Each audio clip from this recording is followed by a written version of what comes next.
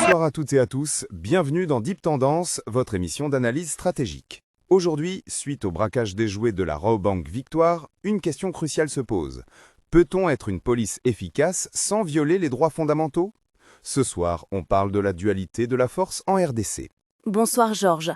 Oui, cette affaire est emblématique. Le 16 octobre 2025, la police nationale congolaise a réussi à neutraliser une attaque armée en plein cœur de Kinshasa. Une opération rapide, saluée pour sa réactivité. Mais à peine le succès annoncé, une controverse éclate. Le traitement dégradant réservé à Honorine Porsche, l'une des suspectes, filmée et humiliée pendant son arrestation.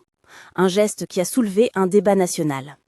Et c'est là toute la contradiction. D'un côté, on applaudit une intervention exemplaire qui a sauvé des vies, de l'autre, on déplore un manquement grave au principe de l'état de droit.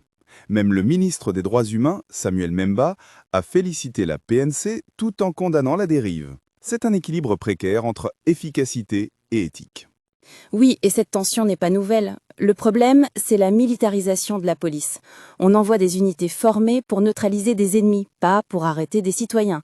Résultat, la logique du champ de bataille remplace celle de la procédure judiciaire.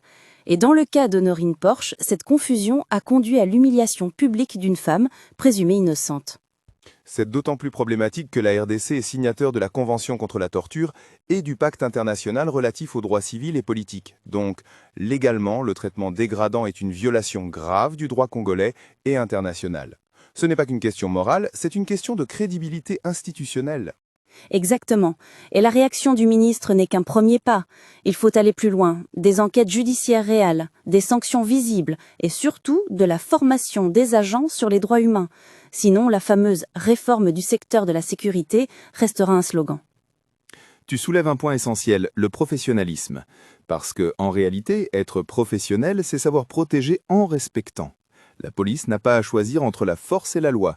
La vraie efficacité, c'est celle qui rassure les citoyens et qui respecte leur dignité. Alors la question qu'on vous pose ce soir, pensez-vous que la PNC peut concilier fermeté et respect des droits humains? Est-ce qu'une réforme profonde est possible ou est-ce qu'on reste condamné à ce double visage de la force?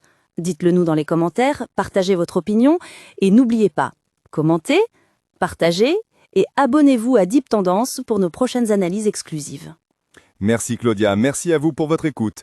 Ici, on ne cherche pas le buzz, on cherche la vérité, avec rigueur et respect. C'était Deep Tendance, votre fenêtre sur l'actualité entre justice et sécurité.